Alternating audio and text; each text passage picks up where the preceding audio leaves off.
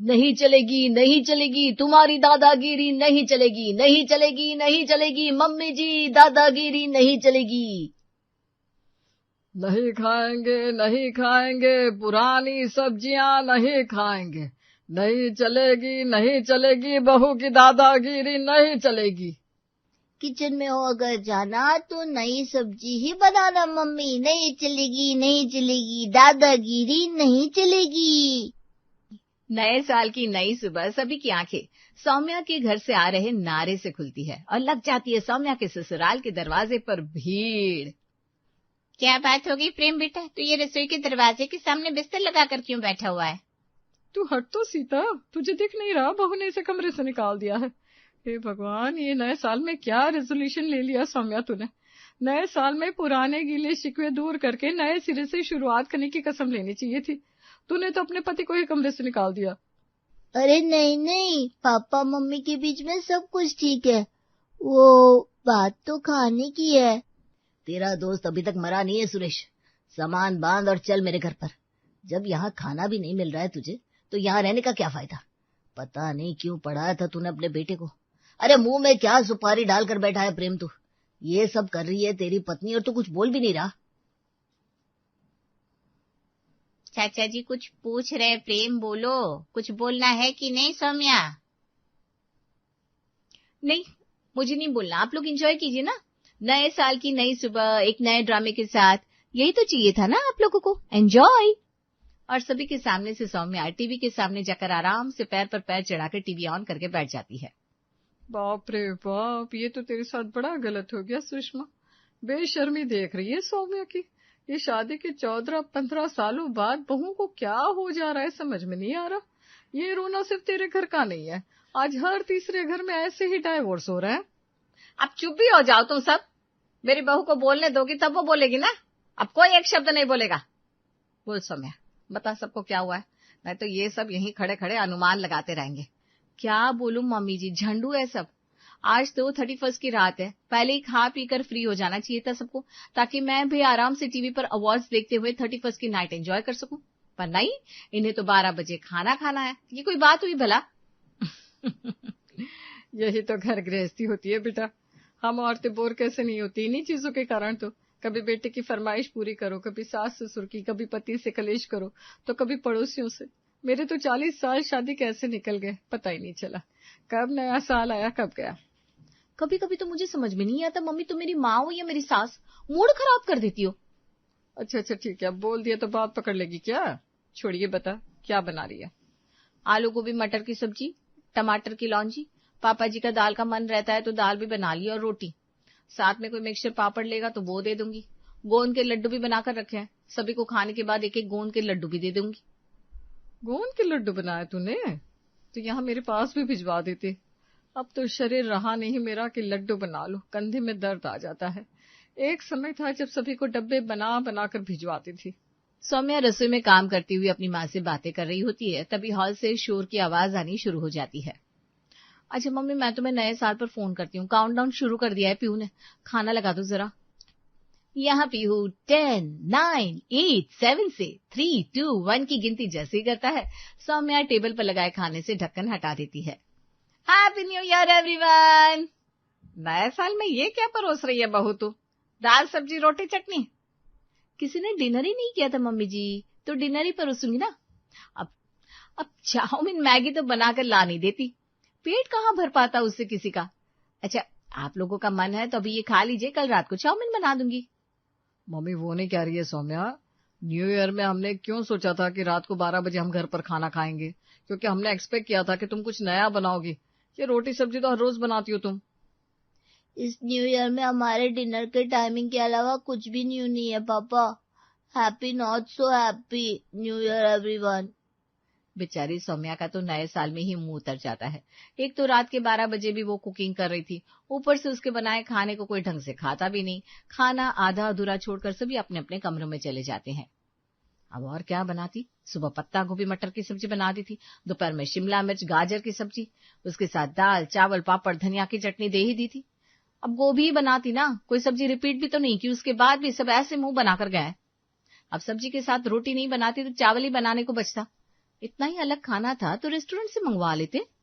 अब से यही करेंगे, तीनों वक्त हम लोग बाहर से खाना मंगवा लिया करेंगे, ठीक है ना सौम्या? पीहू तो यही कह रहा था कि न्यू ईयर में पापा खाना बाहर से मंगवाते हैं, पर मैंने सोचा नया साल क्यों ना अपने घर से शुरू किया जाए, तुम्हारे हाथ के बने खाने को खाकर शुरू किया जाए। मैंने ऑर्डर के लिए एप्लीकेशन भी ओपन किया था, पर इतना रश था कि कोई रेस्टोरेंट ऑर्डर पिक ही नहीं कर रहा था। वहीं से ऑर्डर कर लेता तो अच्छा रहता। अपने पति की ऐसी कड़वी बातें सुनकर सौम्या गुस्से से लंबी लंबी सांसें लेने लगती है। अच्छा सॉरी सौम्या, तुम्हें पता है ना, मैं भूख से मेरा दिमाग खराब होने लगता है, पर पुरानी सब्जियां नहीं खाने वाला मैं, मैगी बनाकर खा लेता हूँ। Good night, happy new year, sorry. अगली सुबह सौम्या बीती रात की सारी बातों को भूलकर खुशी खुशी उठती है और भाजी बनाने का फाइनल करती है। भाजी में नया क्या है मम्मी? भाजी तो वही हो गई ना, सारी सब्जी की खिचड़ी। नहीं मम्मी, ये भाजा भाजी नहीं। पापा सुन रहे हो आप? मम्मी भाजी बनाने जा रही है। रसोई का दरवाजा रोक कर खड़ा हो जा प्रेम। अब पुरानी सब्जियां बनने नहीं दूंगी मैं रसोई में, बस बहुत हो गया।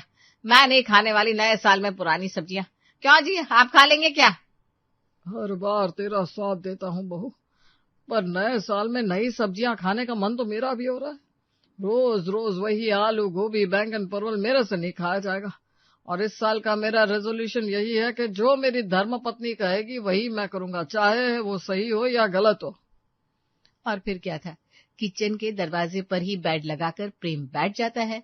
पीहू, सुरेश, सुषमा प्रेम का साथ देते हुए नारा लगाना शुरू कर देते हैं।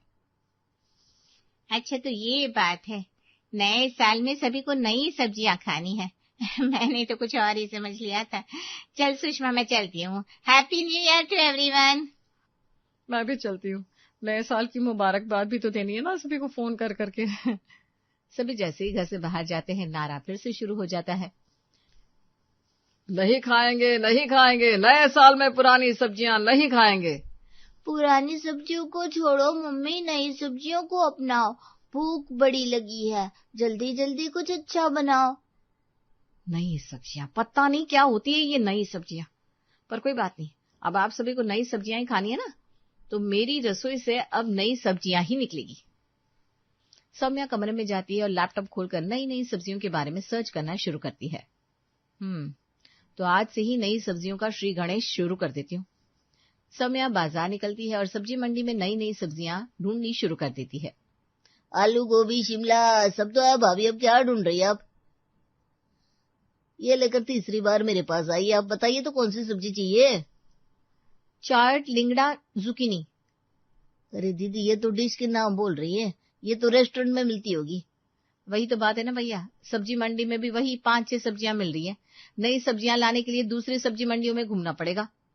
शहर के मॉल्स का भ्रमण करने के बाद फाइनली कुछ नई सब्जियां सौम्या को मिल ही जाती है। नए साल में जहां सभी अपने पति और परिवार के साथ घूम रहे थे, वहां मैं थैली लेकर यहां से वहां भटक रही थी। 2026 मेरे लिए तो अच्छा होता नहीं दिख रहा। सौम्या थैली से अचार के 7-8 पीसेस निकालती है और छिलकर उन्हें बारीक काटना शुरू कर देती है। बेचारे मेरे गाजर, गोभी, परवल सब फ्रिज में धरे के धरे रह गए, पर तुम सभी सब्जियों से वादा है मेरा, इस रसोई में तुम सभी को तुम्हारी जगह मैं दिलवा कर रहूंगी। ये खीरे जैसी दिखने वाली सब्जी क्या मेरी रोजमर्रा की सब्जियों की जगह लेगी? बिल्कुल नहीं। अपनी नजरों को अपनी प्यारी सब्जियों पर रखें। सौम्या कढ़ाई में सरसों का तेल डालकर उसमें जीरा चटकाती है और फिर प्याज, लहसुन, अदरक, हल्दी, लाल मिर्च और बाकी थोड़े बहुत मसाले डालकर भून लेती है। फिर कटे हुए चाट को कढ़ाई में डालकर अच्छे से मिला देती है और ऊपर से नमक और मिर्च डालकर चाट की सूखी सब्जी तैयार करके सभी को पराठे के साथ परोस देती है। पपीते की सब्जी बना दी बहू तने? आए राम, नई सब्जी बोला था तूने, फल की सब्जी बनानी शुरू कर दी। तो फिर एक काम करती ना, पराठे को केले का ही बना लेती, केले का पराठा और पपीते की सब्जी। क्या अभी ना मम्मी जी, पपीते की सब्जी क्यों बनाऊंगी मैं? नया साल है, भूल गई क्या आप? ये चाट की सब्जी है, इतनी नई कि मैंने भी पहली बार नाम सुना है, पर आप सबको कुछ नया खाना तो बना दिया। इसे चौ चौ भी कहते हैं। पीहू ने तो सुना ही होगा, नई सब्जियों की मांग में तू भी कोई पीछे नहीं था। हाँ हाँ, सुना क्यों नहीं है मम्मा, बिल्कुल सुना है, नाम काफी अच्छा भी है। दादी जरूर किसी चाइनीज डिश जैसा टेस्ट करता होगा। प्रेम तो अपने शर्ट की स्लीव्स को इस तरह ऊपर करता है मानो कितने सालों के बाद उसकी पत्नी ने उसे खाना दिया हो। अरे अरे, ये तो लौकी और कच्चे आलू का मिश्रण लग रहा है, कितना सादा सा है। इससे तो अच्छा मैं आलू की सूखी सब्जी ही खा लेता। क्या हो गया प्रेम, ऐसी शक्लें क्यों बना रहे हो तुम? नई सब्जी तो तुम्हें खानी थी ना, इसलिए तो नई सब्जी बनाई है। अच्छा तुम बताओ, तुमने कभी सुना था पहले इसके बारे में? अरे वही तो, कितनी स्वादिष्ट सब्जी है। तुम ही देखो, रोज रोज आलू भिंडी पत्ता गोभी बना देती थी, कोई कैसे खाएगा? चायोट नाम भी अच्छा है और स्वाद भी अच्छा है। पर इसका मतलब ये नहीं कि तीनों वक्त यही सब्जी बना देना, अलग अलग नई नई सब्जी खिलाना। जो हुक्म सर।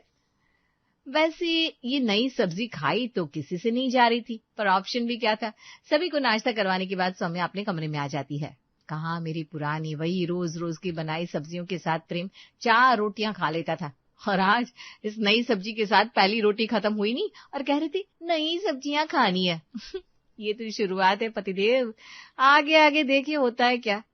आज का दिन तो ऐसे ही अलग अलग सब्जियों के साथ निकल जाता है। अगली सुबह पीहू भागता हुआ अपनी दादी के पास आता है। दादी, कहीं मम्मी जानबूझकर खराब खराब सब्जी तो नहीं बना रही, ताकि हमारा मन ही नई सब्जियों से ऊब जाए? बिल्कुल सही कह रहा है तू, मुझे भी ना यही शक हो रहा था। तू एक काम कर, ऑनलाइन नई सब्जियों की लिस्ट निकाल ले, अब हम चुनेंगे सब्जियां। पर आज तो दादी मेरा चाउमीन खाने का मन हो रहा था, सब्जी रोटी नहीं खानी। एक दिन सही से गुजरा नहीं कि अपने आप लाइन पर आने लगे सब। चाउमीन में कौन सी सब्जियां पड़ेंगी, वही रोजमर्रा वाली।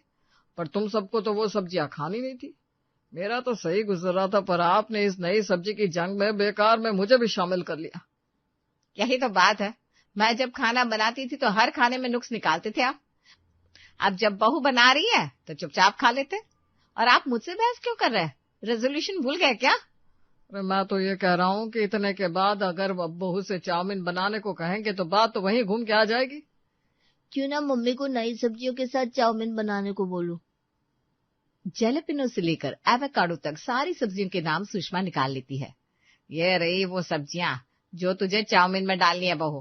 पीहू का बड़ा मन है चाउमीन खाने का, तो चाउमीन अच्छे से बनाना। मुझे कोई प्रॉब्लम नहीं है चाउमीन बनाने में मम्मी जी, बस सब्जियां आप ही मंगवा देंगी तो अच्छा रहता, वरना आपको लगेगा मैं नकली सब्जियां डालकर जानबूझकर चाउमीन खराब बना रही हूँ। मैं हूं ना सौम्या, मैं लेकर आता हूँ सब्जियां। एक काम करो, साथ में मंचूरियन भी बना लो, पर नई सब्जियों के साथ। अच्छा, मतलब आप लोगों को पुरानी डिशेस खानी है, बस नई सब्जियों के साथ। ठीक है, मुझे कोई प्रॉब्लम नहीं है, मैं बना दूंगी। मुझे तो आप सबको खुश देखकर ही खुशी होगी। सौम्या आज बड़ी खुश थी। जो वो करना चाह रही थी उसका रास्ता खुद ही उसकी सास ने बना दिया था। सौम्या किचन में आती है और चाउमीन उबालने चढ़ा देती है। तभी फोन बजता है। पापा जी फोन कर रहे हैं। सौम्या फोन उठाती है। सब ठीक तो है बहू? धीरे धीरे खुद ही लाइन पर आ रहे हैं सारे पापा जी।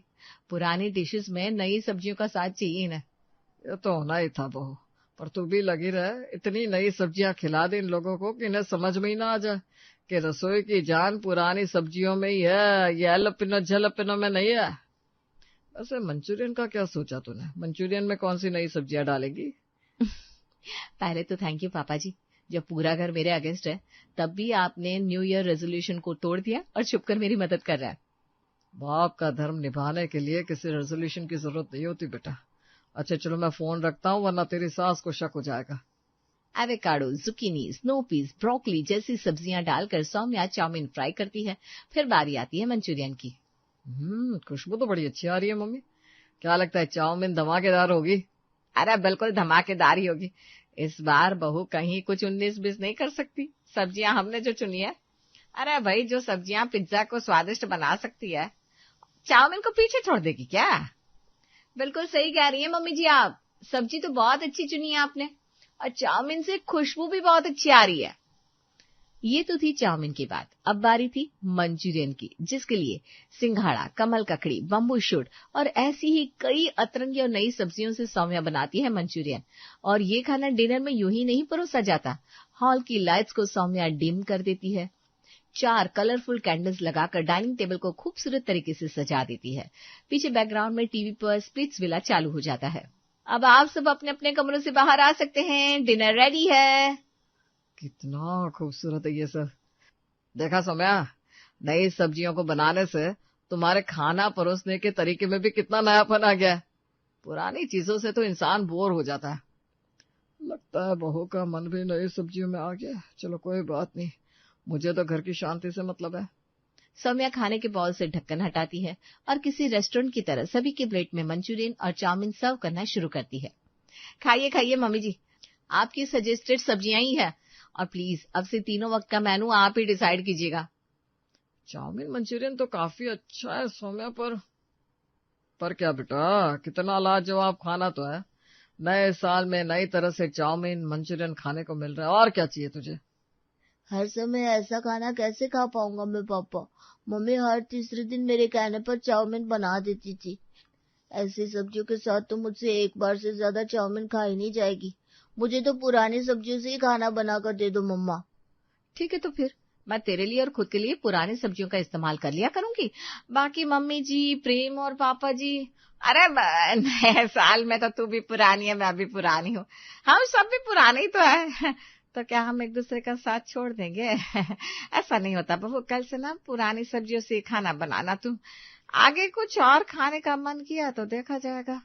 और फिर नए साल की शुरुआत में ही पुरानी चीजों की इम्पोर्टेंस सभी को समझ आ जाती है। किट्टू को देखने लड़के वाले आए हुए थे। बहन जी, अब देखिए, हम तो केवल अपनी राय रख सकते हैं, लेकिन आपकी बेटी से शादी करने के लिए हाँ करनी है या ना, ये फैसला तो हमारा बेटा ही करेगा। अरे हाँ बहन जी, ये तो आपकी एकदम सही बात है। अब जिन दो लोगों को शादी करनी है, उनकी आपस में रजामंदी होनी तो बहुत जरूरी होती है, हम समझते हैं। तो हम लड़का और लड़की को जरा अकेले में बात करने के लिए भेज देते हैं। आओ किट्टू, मेरे साथ आओ। पूजा अपनी ननद और उसे देखने आए लड़के को छत पर भेज देती है और खुद नीचे आकर मेहमानों को नाश्ता कराने लगती है। थोड़ी देर बाद मनोज और किट्टू दोनों बात करके नीचे आ जाते हैं। चलिए मम्मी, अब हमें चलना चाहिए। हाँ हाँ बेटा, चलते हैं। अच्छा बहन जी, अब हम चलते हैं और जैसा भी होगा आपको फोन करके बता देंगे। नमस्ते। जी नमस्ते बहन जी, बहुत अच्छा लगा आपसे मिलकर। जैसे ही लड़के वाले जाते हैं, पूजा खुशी से कृति से पूछती है, क्यों भाई किट्टू, छत से आने के बाद तो तुम बहुत मुस्कुरा रही थी, लगता है कि बात बन गई है। हाँ हाँ बताओ बताओ, शर्माओ मत। अरे क्या अभी भाभी, हटिए ना, मुझे शर्म आ रही है। ओहो, लगता है इस बार हमारी गुड़िया रानी का रिश्ता पक्का हो ही जाएगा, क्यों, है ना मम्मी? अरे बेटा, इसकी शादी हो जाए तो मैं तो गंगा नहाऊं बस। सब लोग आपस में बात करने लगते हैं। घर में एकदम खुशी का माहौल था। थोड़ी ही देर के बाद लड़के वालों का फोन आता है, लेकिन जैसे ही अंजू फोन करके बात करती है, उसका चेहरा एकदम ही उतर जाता है। जी जी, अच्छा ठीक है, कोई बात नहीं, नमस्ते। क्या हुआ मम्मी जी, क्या कहा उन्होंने? उन्हें रिश्ता मंजूर है या नहीं? नहीं, उन्होंने मना कर दिया। अंजू की बात सुनकर पूरा परिवार दुखी हो जाता है, क्योंकि आज पूजा की ननद का पहला ही नहीं बल्कि 5वां रिश्ता रिजेक्ट हुआ था, और वो भी एक ही महीने में। मम्मी जी छोड़िए, आप इतना परेशान मत होइए, किट्टू की शादी कहीं ना कहीं हो ही जाएगी। अरे ये कोई दुनिया का आखिरी लड़का थोड़ी ही ना था, बहुत अच्छे अच्छे लड़के भरे पड़े हैं दुनिया में। हाँ, अरे कैसे परेशान ना हो बहू, तुम्हें इस घर में आए 2 महीने हो गए और देखो तुम्हारे सामने ही तुम्हारी ननद के कितने रिश्ते मना हो गए हैं। न जाने ऐसा क्या लिखा है मेरी बेटी की किस्मत में। अरे मम्मी, किस्मत की कोई बात नहीं है, हमारी किट्टू में कोई कमी है ही नहीं। ये तो आजकल के लड़के हैं ना, उन्हें बहुत मॉडर्न लड़कियां पसंद आती हैं। अब हमारी लड़की इतनी सिंपल और सीधी है, तो इसलिए रिश्ता मिलने में देरी हो रही है बस। किट्टू ये सब सुनकर उठती है और अपने कमरे में जाने लगती है। मम्मी, मैं अपने कमरे में जा रही हूँ। अब ये सूट और गहने उतार दूं, तब से पहन कर रखा है, इतना चुभ रहा है। मैं तुम्हारे साथ चलती हूँ किट्टू, तुम्हारी मदद करने के लिए। हाँ ठीक है भाभी। पूजा और किट्टू उठकर चले जाते हैं। तब अंजू और गौरव आपस में कहते हैं, बेटा, एक तो तेरी बहन का रंग दबा है, मुझे तो लगता है इसी कारण से इसके रिश्ते रिजेक्ट होते हैं। अभी गोरी चिट्टी होती तो झट से लोग शादी को हाँ कर देते। तुम फिक्र मत करो माँ, अभी तक पूजा घर में नहीं आई थी, इसलिए किट्टू पर ध्यान देने के लिए कोई हम उम्र नहीं था। पर अब मैं पूजा से कहता हूँ कि वो किट्टू को एकदम ग्रूम कर देगी। हैं? क्या? ग्रो क्या? अरे ग्रो नहीं, ग्रूम मम्मी, मतलब किट्टू को शादी के लायक एकदम तैयार कर देगी। ऐसा तैयार कि कोई भी उसे देखने आएगा तो झट से हाँ कर देगा।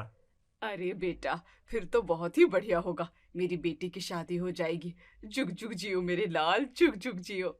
गौरव और अंजू ने मिलकर तय कर लिया था कि अब किट्टू की शादी कराने में वो पूजा की मदद लेंगे।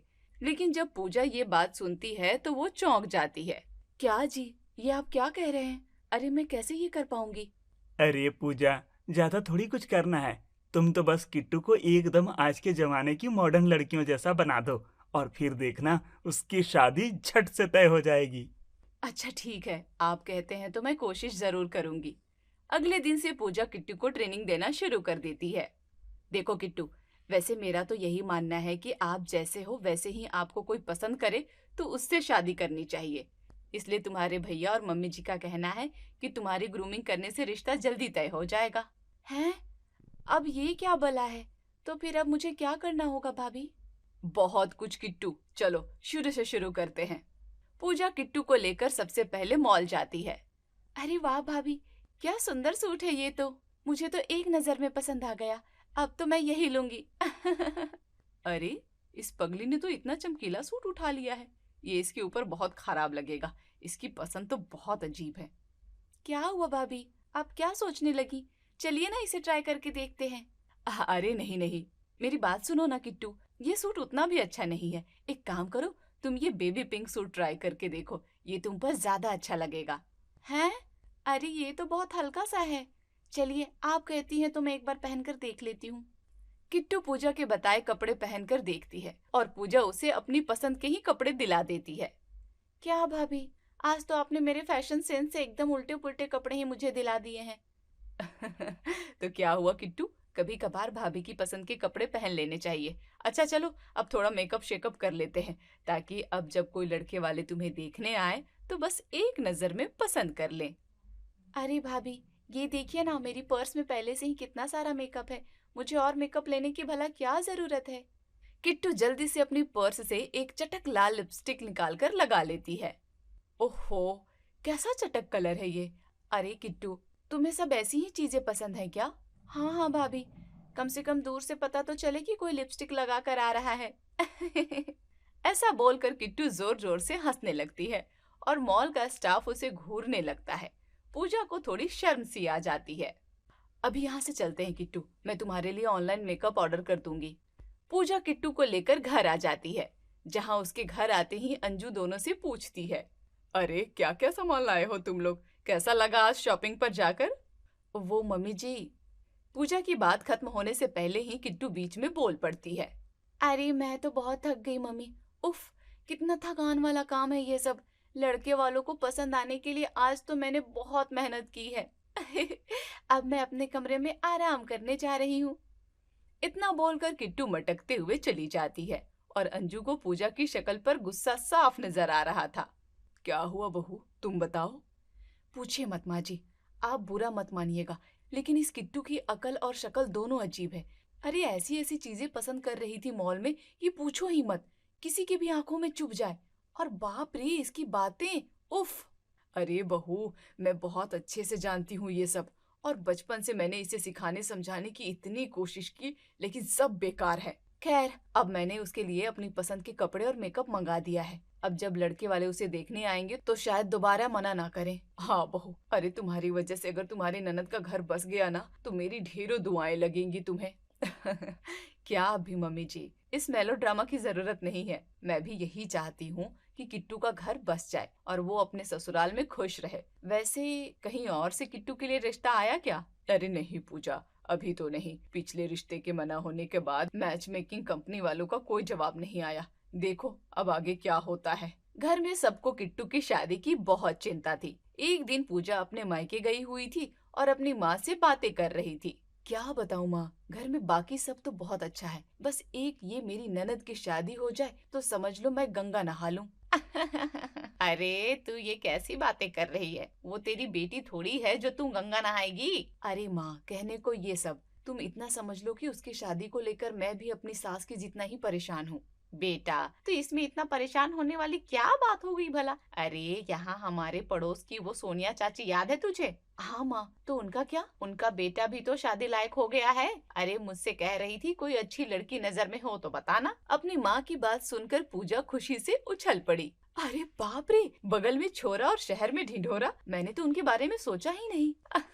तू तो खुशी से उछल ही पड़ी पूजा। अरे कल ही मैं उनसे तेरी ननद की बात चलाती हूँ और फिर तेरे घर रिश्ता लेकर आएंगे, क्यों, ठीक है ना? हाँ हाँ माँ, ये तो बहुत अच्छा रहेगा। तो मैं अब वापस अपने ससुराल जाती हूँ और ये बात सबको बताती हूँ, आखिर हमें तैयारी भी तो करनी होगी ना। इतना बोलकर पूजा वापस ससुराल चली जाती है और घर में सबको नए रिश्ते की खबर सुनाती है। अरे वाह, सोनिया आंटी के लड़के को तो मैंने भी देखा है। हमारी शादी में वो सबसे आगे नाच रहा था। हाँ हाँ, वो बहुत अच्छा लड़का है। अगर उससे किट्टू की शादी हो जाती है तो वो बहुत खुश रहेगी। बस बस ये रिश्ता पक्का हो जाए और किट्टू की शादी फिक्स हो जाए। वो लोग कल तुझे देखने आएंगे किट्टू। और पूजा, इस बार तेरी जिम्मेदारी है इसे अच्छे से तैयार करके लाने की। हाँ माँ जी, आप बिल्कुल बेफिक्र रहिए, इस बार तो किट्टू छा जाएगी। अगले दिन पूजा की माँ लड़की वालों के साथ आती है और पूजा ने किट्टू को बहुत सुंदर गुलाबी सूट में तैयार कर दिया था। आज वो हर बार से ज्यादा शालीन और सुंदर लग रही थी। वाह भाभी, मुझे तो लगता था कि मेरा फैशन सेंस ही सबसे अच्छा है, लेकिन आपका भी बुरा नहीं है। अरे किट्टू, ये सब छोड़ो और मेरी बात ध्यान से सुनो। बाकी सब तो ठीक है, तुम अच्छी भी लग रही हो। बस अब तुम जब लड़के वालों के सामने जाना तो जरा ढंग से रहना। अरे उसकी क्या टेंशन भाभी, बोलने में तो मेरा कोई जवाब ही नहीं है। मैं इतना अच्छा बोलूंगी, इतना अच्छा बोलूंगी, इतना अच्छा बोलूंगी कि अरे बस बस किट्टू, लगता है कि वो लोग आ गए। मैं जाकर देखती हूँ और थोड़ी देर में तुम चाय लेकर बाहर आ जाना, ठीक है? हाँ हाँ बिल्कुल भाभी, आप बेफिक्र होकर जाइए। पूजा बाहर चली जाती है। मेहमान आ गए थे। उनमें सोनिया चाची, उनका बेटा आलोक और साथ साथ पूजा की माँ सीता भी थी। नमस्ते चाची, कैसी हैं आप? अरे मैं तो बढ़िया हूँ बेटा। अब जरा लड़की को भी तो बुलाओ, हम उसे देखने के लिए बेताब हैं। हाँ हाँ, बस वो चाय लेकर आ ही रही होगी। तभी किट्टू वहाँ सबके लिए चाय नाश्ता लेकर आती है। उसे देखकर आलोक शर्मा जाता है और सोनिया खुश होकर कहती है, अरे आओ आओ बेटी, बड़ी सुंदर लग रही हो तुम तो। थोड़ी देर बाद किट्टू सबके साथ बैठती है और फिर से वो आलोक के साथ अकेले में बात करने चली जाती है। लेकिन जब दोनों बातें करके बाहर निकलते हैं तो आलोक कुछ खुश नजर नहीं आ रहा था। चलो माँ, अब चलते हैं। क्या इतनी जल्दी? अच्छा ठीक है, चलो, हम आपको बाद में फोन करेंगे बहन जी। ठीक है बहन जी। लड़की वाले अपने घर चले जाते हैं और पूजा खुश होकर कहती है, माँ जी ये रिश्ता तो पक्का ही हो जाना चाहिए। आज तो हमारी किट्टू कितनी सुंदर लग रही थी और वो आलोक और किट्टू दोनों साथ में कितने अच्छे लग रहे थे। हाँ सही कहा पूजा, मगर जब आलोक किट्टू के साथ बात करके बाहर आया तो ज्यादा खुश नजर नहीं आ रहा था। अरे आप ज्यादा सोच रही हैं माँ जी, ऐसा कुछ नहीं है, वो हमेशा ऐसे ही रहता होगा। आप तो बस अब खुशखबरी सुनने को तैयार रहिए। हाँ, लेकिन 2 दिन बाद अंजू के पास सोनिया का कॉल आता है और वो भी रिश्ते से इनकार कर देती है। जब घर में सबको इस बारे में पता चलता है तब, हैं? ऐसे कैसे मना कर दिया? कोई वजह तो होगी? नहीं, उन्होंने कोई खास वजह नहीं बताई पूजा। एक बार फिर से हमारे सपनों का कबाड़ा हो गया। नहीं नहीं, मैं आलोक को इतने समय से जानती हूँ, जरूर कोई बात है। माँ जी मैं खुद जाकर उससे बात करूंगी, आप रुको। पूजा जल्दी से अपने मायके पहुँच जाती है और खुद जाकर आलोक से बात करती है। आलोक, मुझे सच सच बताओ, तुमने किट्टू को क्यों रिजेक्ट किया? इस बार तो मैंने उसको इतने अच्छे से तैयार भी किया था, सुंदर भी लग रही थी। अरे नहीं नहीं दीदी, शक्ल की बात नहीं है। तो फिर? बात तो उसकी बातों की थी। शक्ल तो बुरी हो तो भी मुझे फर्क नहीं पड़ता पूजा दीदी, मगर वो किट्टू जी मुझसे ऐसे बातें कर रही थी कि मुझे बड़ा अजीब लगा। आलोक की बात सुनकर तो पूजा एकदम हैरान रह जाती है। जरा ठीक से बताओ आलोक। हाँ वो दरअसल जब कमरे में गए तो। बताइए किट्टू जी, आपको मुझसे कुछ पूछना नहीं है? बताइए आलोक जी, हम शादी क्यों करते हैं? क्या वो शादी साथ रहने के लिए? अरे नहीं नहीं बुद्धू, मेरा मतलब आलोक जी, हम शादी इसलिए करते हैं ताकि 2 लोग मिलकर दूसरे का दिमाग खराब कर सकें। ओह अच्छा। हाँ, वैसे आपकी सैलरी कितनी है? क्या मेरी सैलरी? वो शादी के बाद मुझे शॉपिंग भी तो करानी पड़ेगी ना आपको, इसलिए सोच रही हूँ पहले से सारी प्लानिंग कर लूँ। ओह चिंता मत करिए किट्टू जी, मैं आपको अच्छे से शॉपिंग कराऊंगा। तभी अचानक से किट्टू फिर से जोर जोर से हंसने लगती है। आप कराएंगी नहीं, मैं खुद ही कर लूंगी। मैं कोई पुराने जमाने की लड़की नहीं हूँ, बहुत मॉडर्न हूँ। हाँ, आपके पैसों से एकदम मॉडर्न मॉडर्न कपड़े खरीदूंगी और फिर आपको पहन कर दिखाऊंगी। क्या? तभी किट्टू आलोक के सीने पर जोर से घूंसे मारते हुए कहती है, वैसे आपको एक बात बताऊं जी, मेरे पिछले महीने ही 4-5 रिश्ते टूट चुके हैं। क्या? तो भला इसमें हंसने वाली क्या बात थी? अरे रोए मेरे दुश्मन, अब उनकी किस्मत में मेरी जैसी खूबसूरत बातूनी लड़की नहीं थी तो उनका गंदा नसीब।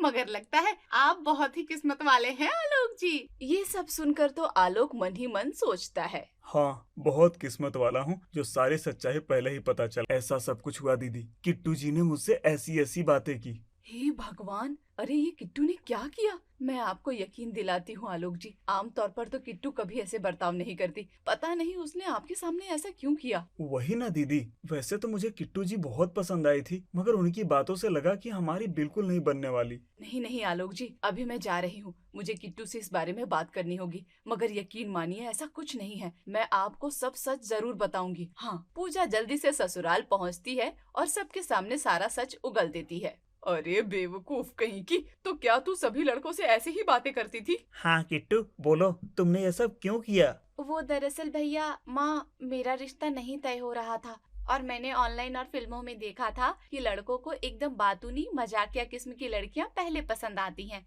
तो वैसा बनने के चक्कर में शायद मैंने ज्यादा ही ओवर एक्टिंग कर दी। हे भगवान, अरे अगर शक्ल अच्छी नहीं है तो कम से कम बातें तो अच्छी कर सकती थी, बेवकूफ कहीं की। देखो किट्टू, मैंने बहुत मुश्किल से बात को संभाला है, तुम एक बार और आलोक जी के साथ घूमने जाना और इस बार जैसी हो वैसी ही रहना, मुझे पूरा यकीन है अब उन्हें तुम जरूर पसंद आ जाओगी। और होता भी ऐसा ही है। किट्टू फिर से आलोक के साथ डेट पर जाती है और इस बार आलोक इस रिश्ते के लिए हाँ कर देता है। पूजा की वजह से आखिरकार किट्टू की शादी हो ही जाती है।